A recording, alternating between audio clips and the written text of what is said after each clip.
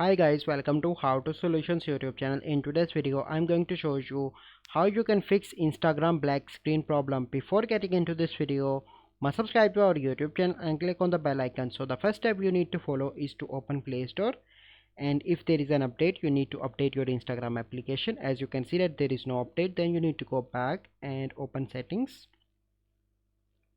Then you need to go into the app management and click on app list and search your Instagram and click on storage and cache. And the first step, you need to clear cache and clear storage. After done that, you do that, you simply need to go back and log in your Instagram account after logout, and here you can see that Instagram is working properly.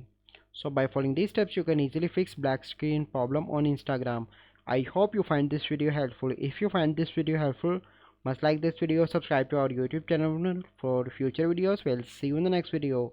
Thank you. Have a good day.